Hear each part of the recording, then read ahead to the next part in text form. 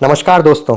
कल यानी 26 मई को हमारे देश के लोकसभा चुनावों के छठे चरण के चुनाव संपन्न हो चुके हैं। हमारे देश में कुल मिलाकर 7 चरणों में चुनाव होने हैं, उनमें से 6 चरणों के चुनाव संपन्न हो चुके हैं। तो आज हम इस वीडियो में बात करेंगे इन ही छठे फेज के चुनाव के बारे में, इससे जुड़े इंटरेस्टिंग फैक्ट्स के बारे में।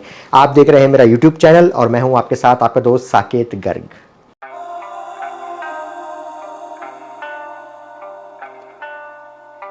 कल यानी 25 मई 2024 को लोकसभा चुनाव के छठे चरण का चुनाव भी संपन्न हो गया। लोकसभा चुनाव कुल मिलाकर 7 चरणों में होने हैं, उनमें से 6 चरण कल पूरे हो चुके हैं। अब आखिरी चरण के चुनाव 1 जून को होने हैं और 4 जून को सभी चरणों का कुल मिलाकर रिजल्ट आने वाला है। वहीं अगर छठे फेज के वोटिंग परसेंटेज की बात करें तो शाम 6 बजे तक के जो आंकड़े ईसीआई ने जारी किए थे उसके अनुसार 58.82% मतदान हुआ है छठे फेज के अंदर, जो कि पिछली बार से भी कम है। यहां आपको बता दूं कि छठे चरण के चुनाव के साथ ही हमारे देश के अंदर 486 सीटों के ऊपर चुनाव संपन्न हो चुके हैं और अब 7वें चरण के अंदर 57 सीटों पर चुनाव होने वाले हैं और उसी के साथ 1 जून को पूरी 543 सीट्स के ऊपर चुनाव संपन्न हो जाएंगे और जिनका रिजल्ट 4 जून को आएगा। और जब हमें मालूम पड़ेगा कि क्या मोदी सरकार अपनी हैट्रिक लगाने वाली है या फिर इंडिया गठबंधन जो है वो मोदी सरकार के विजय रथ को रोकने में कामयाब हो रहा है। छठे चरण के चुनाव के अंदर कुल मिलाकर 7 राज्य और 1 यूनियन टेरिटरी जम्मू कश्मीर के अंदर चुनाव हुए हैं। अगर मैं आपको स्टेट वाइज बताऊं कि कितनी सीटों पर चुनाव हुए हैं तो सबसे पहले अगर बात करें हम उत्तर प्रदेश की, तो उत्तर प्रदेश के अंदर 14 सीटों पर चुनाव हुए हैं। वहीं हरियाणा में 10 सीटों पर, बिहार में 8 सीटों पर, पश्चिम बंगाल में 8 सीटों पर, दिल्ली में 7, दिल्ली की सभी 7 सीटों पर,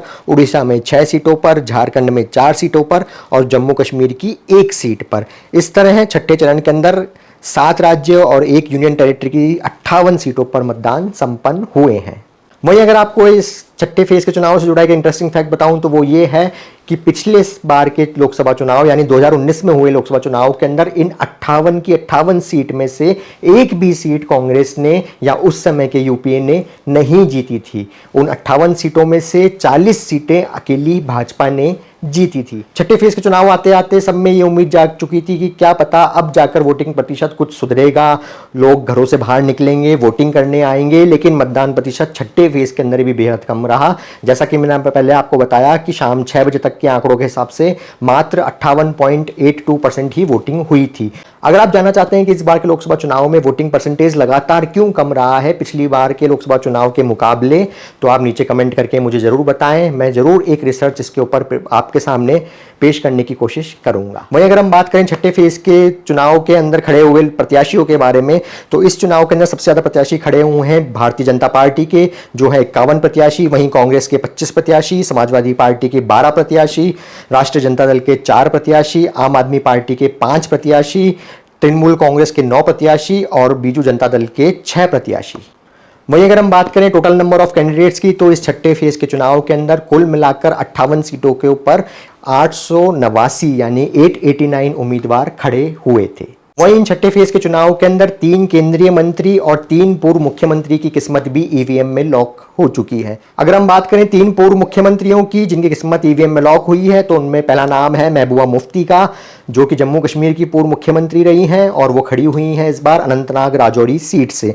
वहीं दूसरे हैं जगदम्बिका पाल, जो उत्तर प्रदेश के पूर्व मुख्यमंत्री रह चुके हैं और वो खड़े हुए हैं इस बार डुमरियागंज सीट से। और अगर तीसरे पूर्व मुख्यमंत्री की बात करें तो वो हैं मनोहर लाल खट्टर, जो खड़े हुए हैं हरियाणा की करनाल सीट से। वहीं अगर बात करें 3 केंद्रीय मंत्रियों के बारे में जिनकी किस्मत ईवीएम में लॉक हो चुकी है, तो उनमें हैं धर्मेंद्र प्रधान संबलपुर सीट से, राव इंद्रजीत सिंह गुड़गांव सीट से और कृष्णपाल सिंह गुर्जर फरीदाबाद सीट से। आइए अब बात करते हैं छठे फेज की कुछ हॉट सीट्स के बारे में। तो छठे फेज के हॉट सीट्स के बारे में मैं आपको पहले बता चुका हूं कि 3 मुख्यमंत्री, पूर्व मुख्यमंत्री चुनाव लड़ रहे हैं, 3 केंद्रीय मंत्री चुनाव लड़ रहे हैं। वहीं अगर एक और हॉट सीट की बात करें तो वो है बीजेपी के धारदार प्रवक्ता संबित पात्रा की सीट। संबित पात्रा दूसरी बार उड़ीसा की पुरी सीट से चुनाव लड़ रहे हैं। पिछली बार वो इसी सीट से 11,000 वोट से चुनाव हार गए थे। वहीं अगर हम दूसरी हॉट सीट के बारे में बात करें तो वो है नई दिल्ली सीट, जिसके ऊपर पूर्व विदेश मंत्री सुषमा स्वराज जी की बेटी, स्वर्गीय सुषमा स्वराज जी की बेटी बांसुरी स्वराज पहली बार चुनाव लड़ रही हैं बीजेपी की टिकट पे और उनके सामने हैं आम आदमी पार्टी के सोमनाथ भारती। और इस सीट के ऊपर चुनाव लड़ रहे दोनों ही कैंडिडेट्स पेशे से वकील हैं। वहीं अगर एक और हॉट सीट की बात करें तो वो है नॉर्थ दिल्ली की सीट, जिसके ऊपर आमने सामने हैं मनोज तिवारी और कन्हैया कुमार। मनोज तिवारी जो भोजपुरी सुपरस्टार हैं, जो मौजूदा सांसद हैं बीजेपी से और जो बीजेपी के दिल्ली के प्रदेश अध्यक्ष भी रह चुके हैं, और उनके सामने चुनाव लड़ रहे हैं कन्हैया कुमार जो जेएनयू के पूर्व छात्र संघ अध्यक्ष रह चुके हैं। पहले लेफ्ट के टिकट पर सांसद का चुनाव लड़ चुके हैं और इस बार वे कांग्रेस से सांसद का चुनाव लड़ रहे हैं नॉर्थ दिल्ली सीट से। और वहीं यूपी की एक और हॉट सीट के ऊपर चलें तो वो है आजमगढ़ सीट। जी हां, यूपी की आजमगढ़ सीट, जिस पर आमने सामने हैं भोजपुरी सुपरस्टार, एक और भोजपुरी सुपरस्टार दिनेश लाल यादव निरुआ, और उनके सामने चुनाव लड़ रहे हैं अखिलेश यादव के भाई धर्मेंद्र यादव। वहीं गुड़गांव की सीट से केंद्रीय मंत्री राव इंद्रजीत सिंह के खिलाफ चुनाव लड़ रहे हैं राज बब्बर। एक तरफ है सिटिंग केंद्रीय मंत्री और एक तरफ हैं सुपरस्टार रहे हुए अपने जमाने के राज बब्बर। वहीं जैसा कि मैंने आपको पहले बताया कि एक और हॉट सीट है हरियाणा के अंदर, जो है करनाल की सीट, जहां से चुनाव लड़ रहे हैं हरियाणा के पूर्व मुख्यमंत्री मनोहर लाल खट्टर, जिन्होंने लोकसभा चुनाव के कैंडिडेट्स के नाम ऐलान होने के जस्ट पहले ही मुख्यमंत्री पद से इस्तीफा दे दिया था और इस बार वो करनाल की लोकसभा सीट से चुनावी मैदान में खड़े हुए हैं। इन्हीं के साथ एक और पूर्व मुख्यमंत्री हैं महबूबा मुफ्ती, वो खड़ी हुई हैं जम्मू कश्मीर की अनंतनाग राजौरी सीट से। वो वहां से लोकसभा का चुनाव लड़ रही हैं। पहले इस सीट पर तीसरे चरण के अंदर चुनाव होना था, जिसे बाद में बदलकर छठे फेज पर कर दिया गया। वहीं अगर हम बात करें कि छठे फेज के चुनाव के अंदर किन किन बड़ी हस्तियों ने वोट डाला, तो सबसे पहले अगर हम बात करें तो हमारे देश की प्रेसिडेंट द्रौपदी मुर्मू जी ने नई दिल्ली की एक सीट के ऊपर अपना वोट दिया। वहीं देश के पूर्व प्रेसिडेंट रामनाथ कोविंद जी ने अपने परिवार के साथ रांची की सीट पर वोट दिया।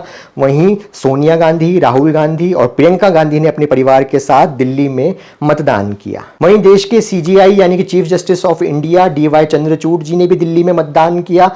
वहीं दिल्ली के एक मतदान केंद्र के ऊपर हमारे देश के विदेश मंत्री एस जयशंकर ने भी मतदान किया और उनकी फोटो एक कल से बड़ी वायरल हो रही है, जिसके अंदर वो एक सर्टिफिकेट लेकर खड़े हुए हैं मतदान केंद्र के बाहर। वो सर्टिफिकेट है कि उनके मतदान केंद्र पर वो सबसे पहले वोटर रहे। वहीं अगर बात करें मशहूर क्रिकेटर और भारतीय टीम के पूर्व कप्तान महेंद्र सिंह धोनी के बारे में, तो उन्होंने भी छठे फेज के चुनाव में 25 मई को रांची के एक मतदान केंद्र पर अपना मतदान दिया।